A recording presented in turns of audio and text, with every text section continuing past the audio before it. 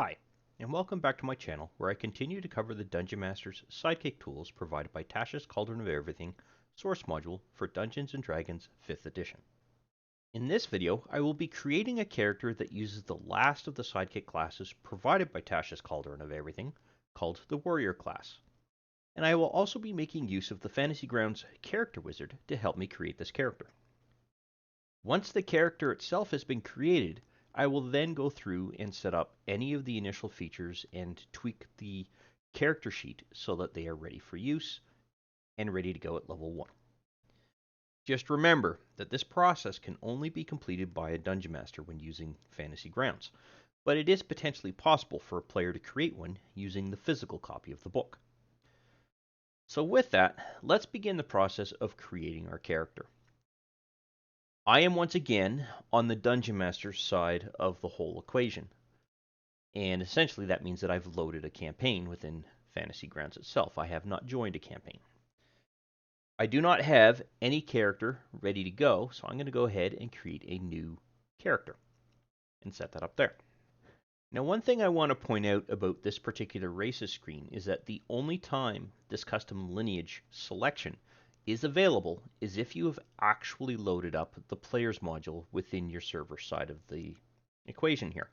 And that is simply because the DM's side doesn't have the custom lineage selection in there, as generally it's going to be done by the players.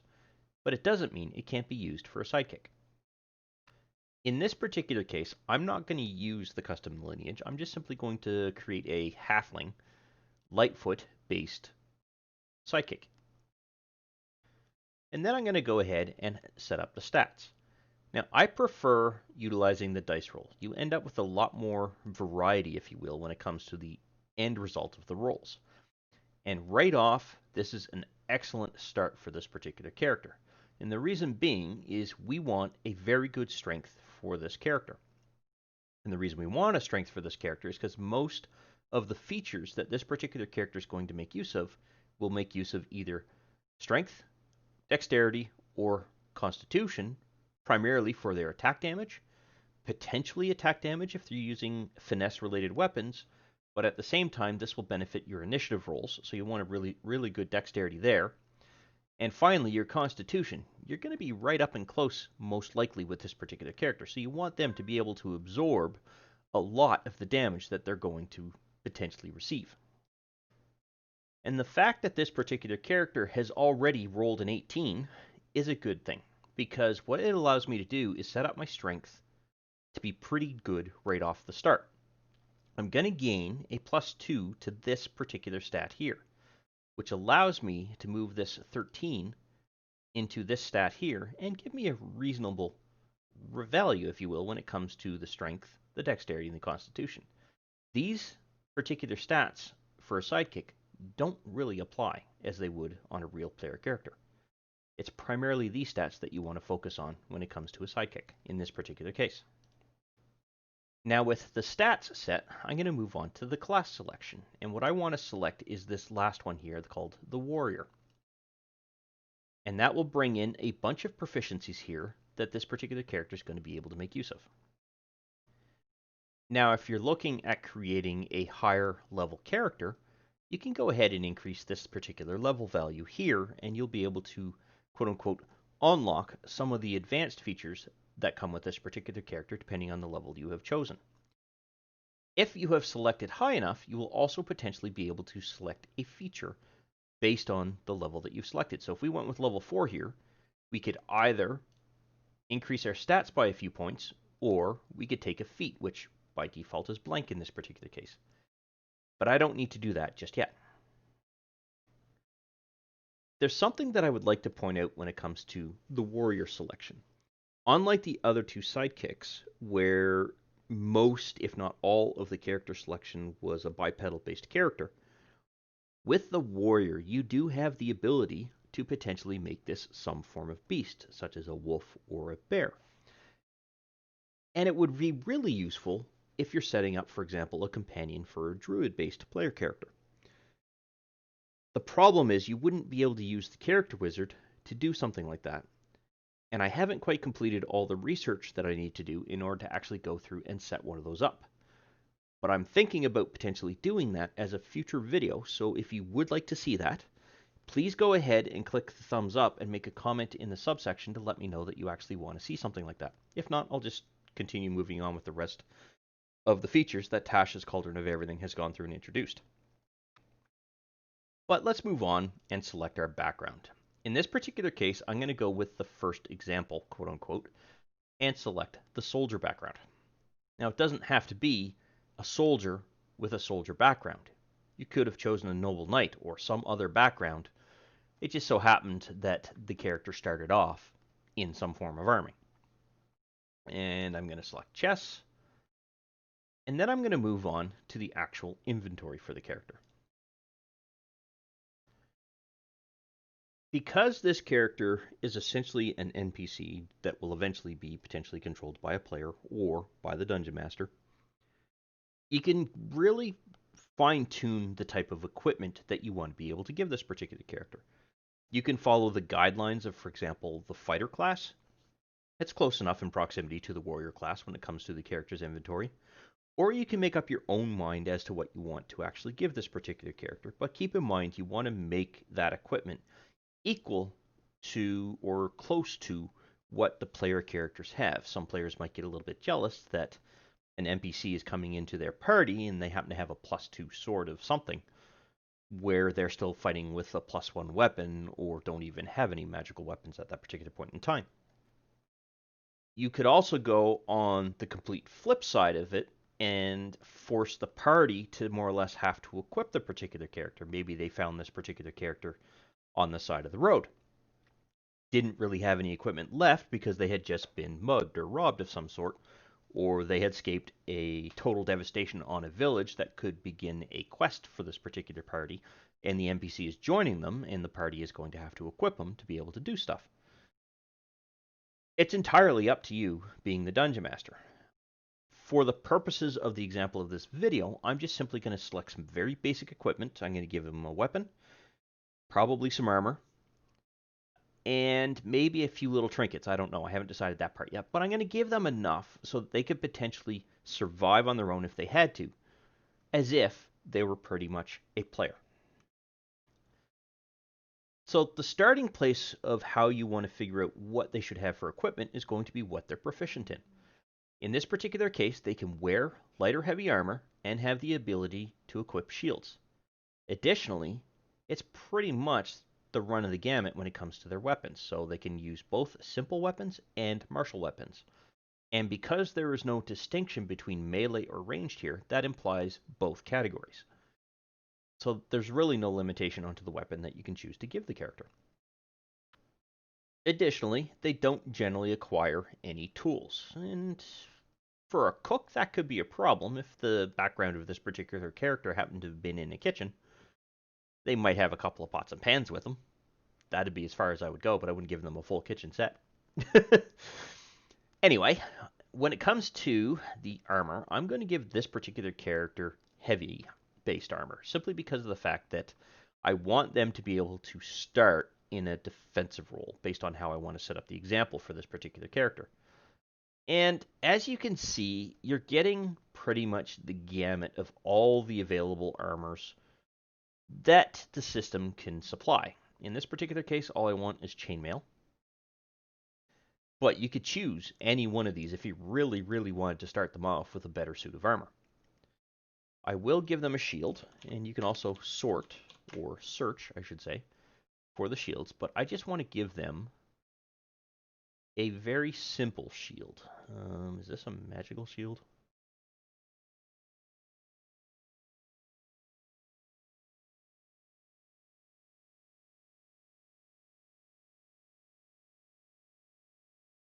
Don't think that's a magical shield, but for now I'm just going to go with this, just to simplify things. It might be that this is one of the taller shields, and hence why it costs a little bit more, but I'm not going to worry too much about it. Next, I want to give them a weapon, and I've always been the fan of a longsword. I don't know why, but I just love longswords. And going to drag and drop that into place there, and I'm going to give them a backup dagger as well. Oops. There we go. And that's pretty much it. I will, however, give them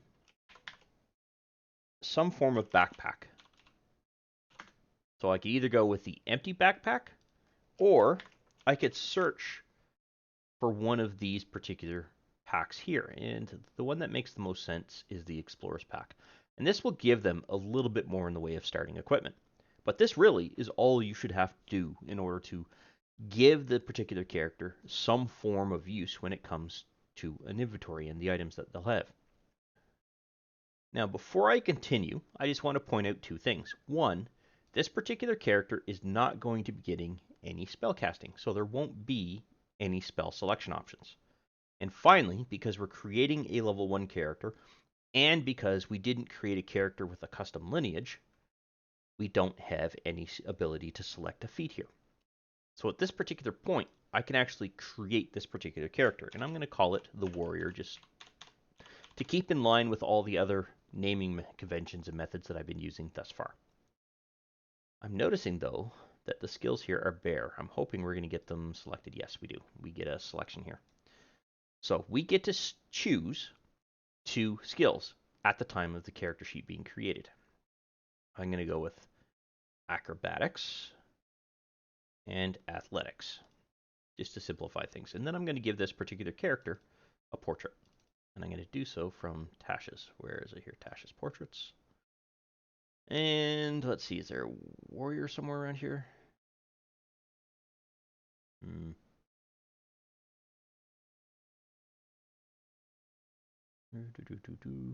Just a general fighter, maybe?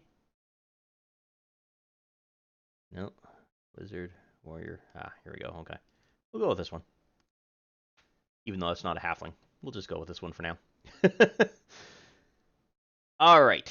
So pretty much everything is almost there when it comes to the actual character sheet itself.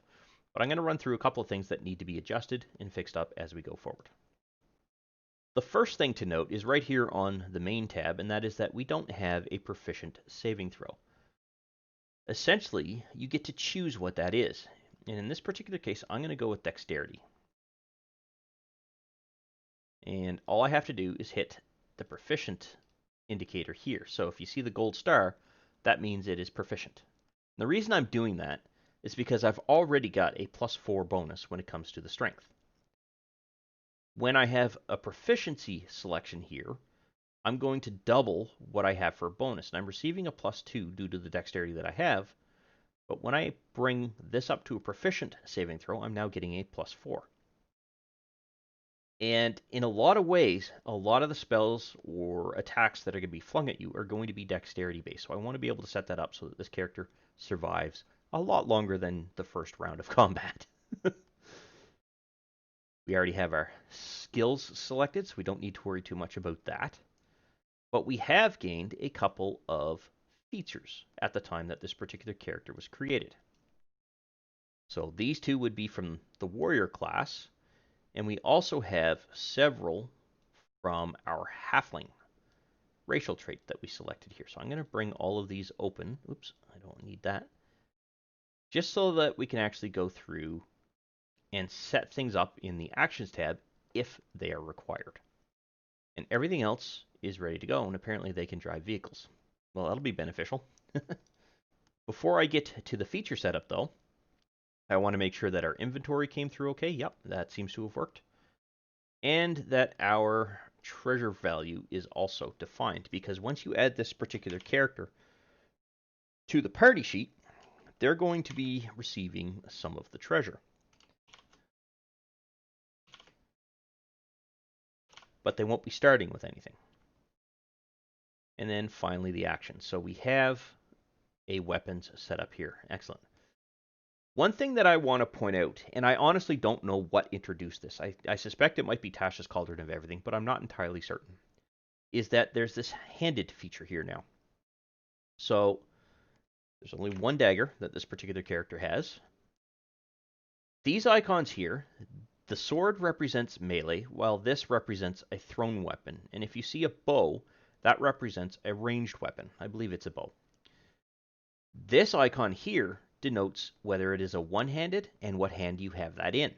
In this particular case, it makes sense to set these up for the primary hand or as a secondary hand. And you'll notice that the +4 bonus that was on the end of this went away, and I'll explain that in a minute.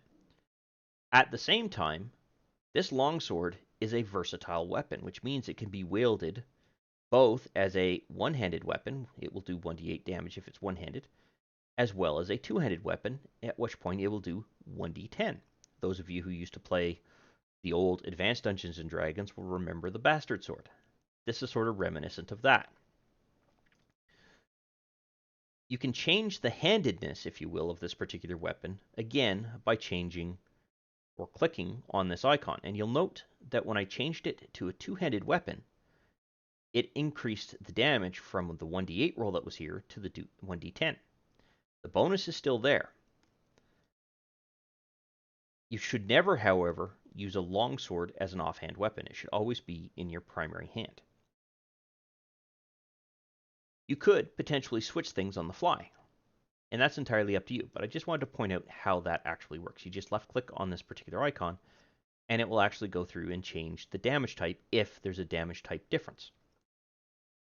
Additionally, you no longer have to set up a couple of things to represent a longsword that you're wielding with your primary hand and another copy of this longsword that represents you're holding it two-handed. You literally just click this, and you don't ever have to worry about it again. Oh, I want to be able to select two hands. Okay, I drop my dagger. I'm using this two-handed. That's all you do. And I'm going to set that back to primary. So that goes through and covers everything about all the items that we have in place. So let's go through all of the actual features and traits that we have here and see if there's anything here that needs to be actionable. And we'll start with naturally stealthy. With the natural stealthy trait, you can actually go through and attempt to hide even when you're obscured only by a creature that is at least one size larger than you. You're not getting any bonus or anything like that, but you are potentially able to hide if you're in the shadow of, say, an ogre or a human. Something along those lines. In the case of a halfling, because we're small, we can do so. It isn't, however, something that we need to set up inside of our actions trait. It just gives you the ability to make use of it. So let's go through and look at lucky. With the lucky trait, you are now gaining the ability to re-roll a 1 when you make an attack roll, ability check, or a saving throw. And you get to re-roll it, but you must use the re-rolled value. However, with the way that Fantasy Grounds works right now, you can't actually set up automatic rerolls for anything that is a 1, or automatic rerolls for a skill check or a saving throw. What you can do is set up little reminders for yourself, and the best recommendation is actually to create an effect that you add to your particular character that is essentially a dummy effect. And to do that, you're going to want to drag this into your character sheet and set up Halfling. Halfling. There we go. And what this is going to do is essentially give you a reminder whenever you're in the combat tracker.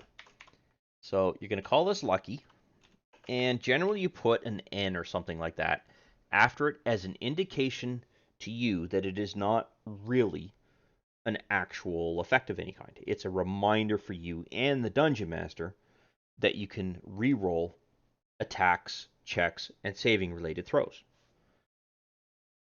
Put in a semicolon, and then type in something like re-roll 1s on attacks, checks, and saving throws.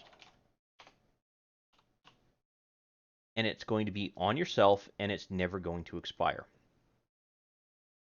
And essentially, what will happen here, I'm going to remove the ranger, I'm going to move this, drop this character into here, and set this up. So when I execute this, I'm going to see this reminder both as the Dungeon Master, and you will see it as a player as long as they have the effects list expanded, that you were to re-roll 1s on attacks, checks, and saving throws. this isn't actually going to trigger a reroll. So if I, for example, make a saving throw, oops, that's over here.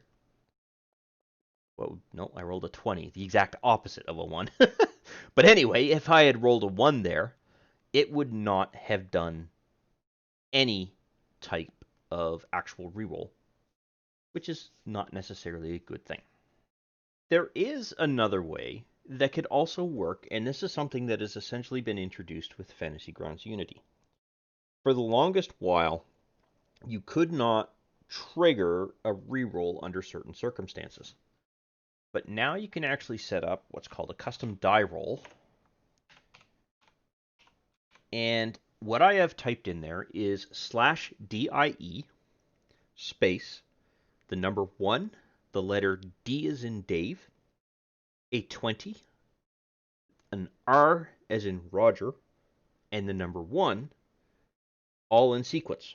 And what this is going to do is it's going to tell Fantasy Grounds to roll 1 die 20, re-roll 1. And because it is an R1, it essentially is going to trigger a reroll when a 1 is rolled. You then just simply drag that into a quick slot here, and then when you want it to, you just run it or roll it. And of course, I roll 2 20s in a row. See if I can get a 1 to roll up. I've done it in testing twice, so it should work. Come on.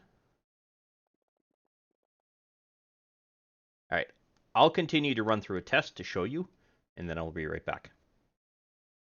So it took me about 40 rolls, but I finally got 2 in a row. Not that I was trying for 2 in a row, but I got 2. So what you see here is 2 die. One is a grayed out 1, and the second is the second roll that occurred, which in this case was a 13. The second case, I actually went from a 1 to a 20, so I went from a critical fail to a critical hit. What are the odds of that? But this roll was automatic, and it only re-rolled once. It didn't continue to chain the re-roll. This would actually do in a pinch so that you don't have to worry about having to have this particular reminder here. The disadvantage is that you're going to be bypassing a lot of the automation within Fantasy Grounds because you can't drag and drop this on, say, this particular character to indicate that you're rolling it as an attack roll for that particular target. You also can't do that for a save or anything like that. It would be nice if there were some adjustments to the actual character sheet where you could set something like that up, but unfortunately it just doesn't exist at this particular time. So this option will work, but you have to do a little bit of finagling around, and the Dungeon Master might have to do a little bit of math to make sure. But then you don't forget about the reroll if you happen to have a 1 that has also popped up. The disadvantage is this still will not work in the case of a roll that occurs within the tower. So generally when a Dungeon Master requires a roll to be dropped into the tower, they're asking for a hidden roll from you, i.e. a perfect example of that would be for stealth. You actually won't know that you are stealthy until you actually went and tried to pass a particular target that you were trying to be stealthy working your way past. You're either going to surprise them, get by them, or they're going to see you and they're going to make an attack. That's when you find out whether your stealth roll actually works. There's really no way to otherwise set that up so that the Dungeon Master can tell you succeeded, but then they're giving it away. This way, you have to roleplay around it.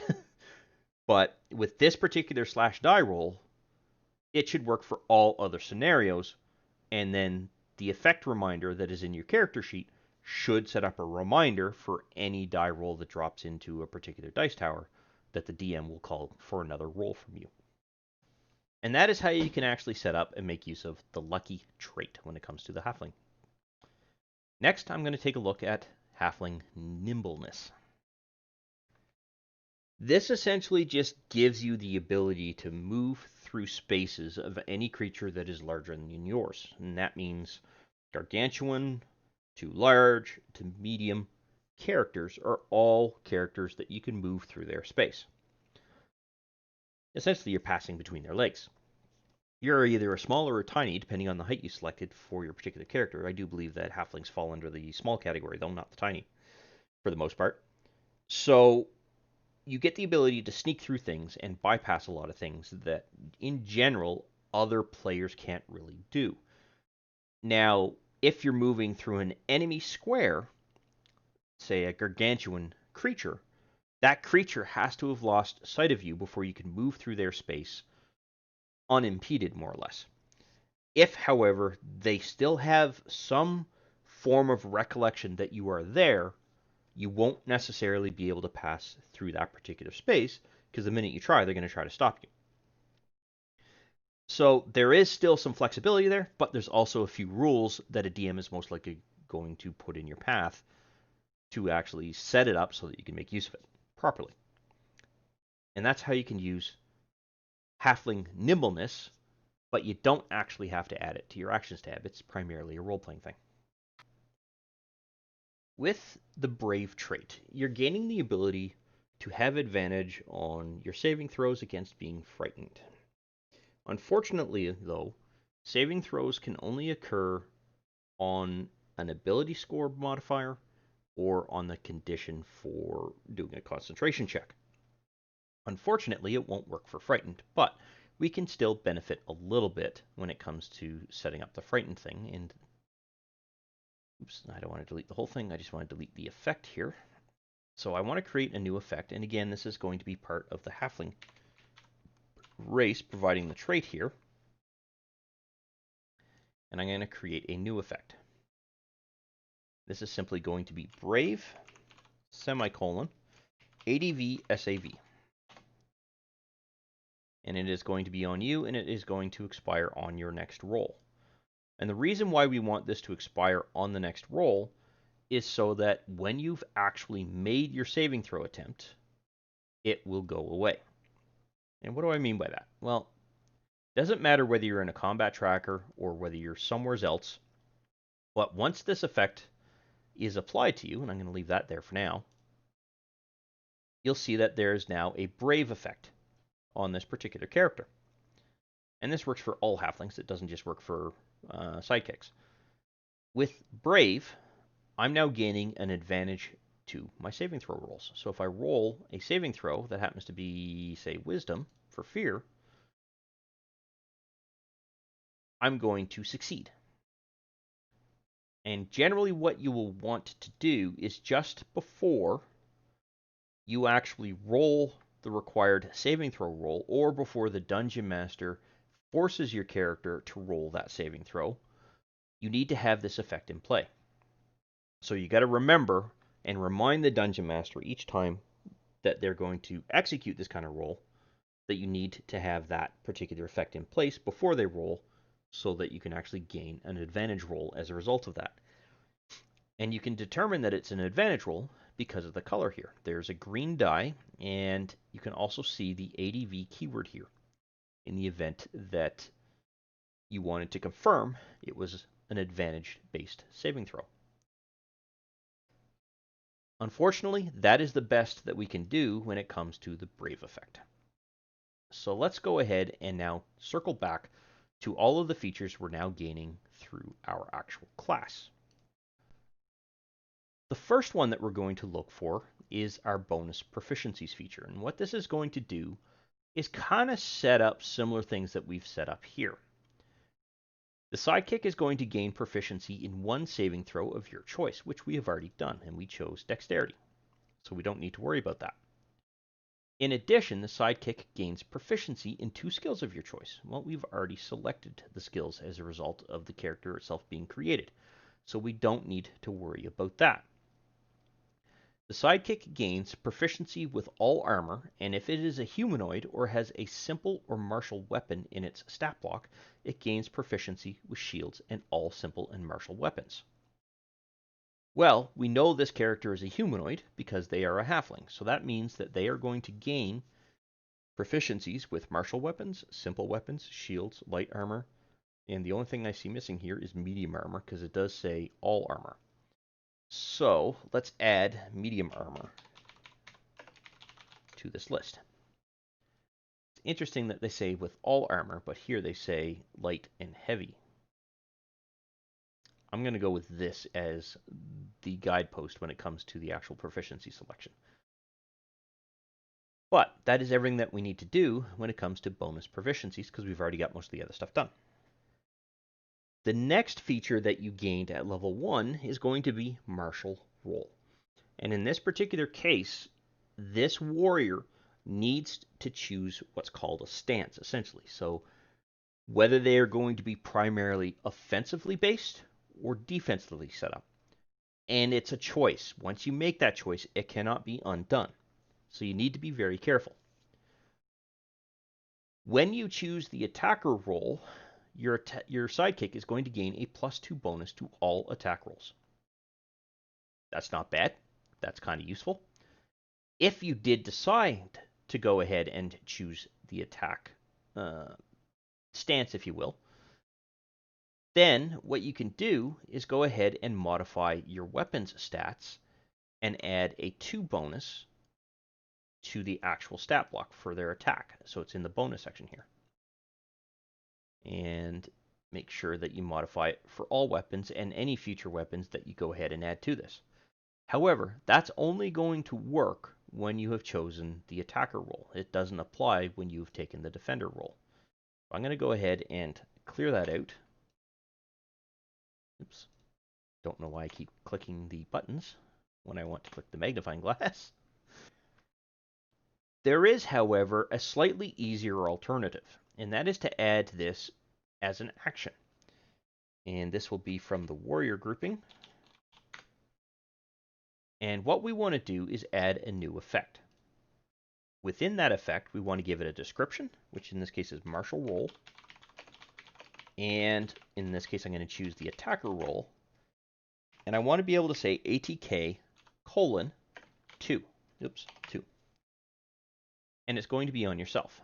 Now what's going to happen is that anytime you make an attack with any of these particular weapons, and you will notice that it's to all attack rolls, it can be any piece of equipment you're using, you're going to gain this attack roll. Well, what does that actually mean? Well, what that means is that when you apply this particular effect here, your attack roll is going to be modified. And I'm just going to get rid of this for the sake of lack of confusion. I'm going to set it up so that this guy is going. I'm going to target the black bear, and then I'm going to make the attack on that black bear. I'm not sure why it rolled with advantage. Because that bear is unconscious. That's why. But you will notice, and this is really the point that I'm trying to make here, is that we have a +8 bonus here, not the +6 that we would have had. That's because this ATK2 is adding those 2 points for us. So we've already taken care of the first capability of this particular martial role. When it comes to the defender role, we can now also set up a new effect for that particular side of it. I'm going to add an effect, and I'm going to call this martial role. But in this case, I'm going to call it defender, semicolon.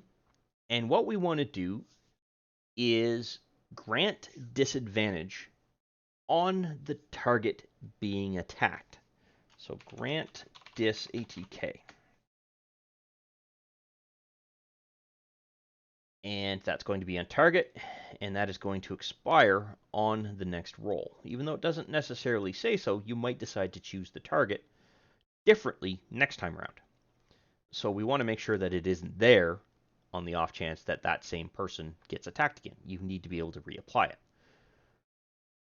But it is also set up for a specific creature that is within 5 feet. It's not going to be for every single attack against this particular character.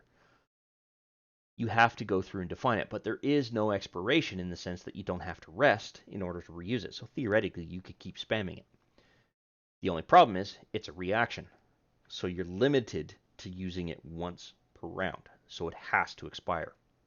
That's the reason why we put on next roll.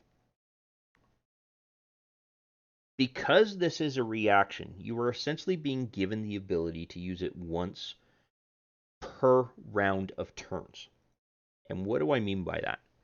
Well, let's say that the first character to go was the succubus, and the order of the round was this current direction in how the combat tracker allowed combat to flow.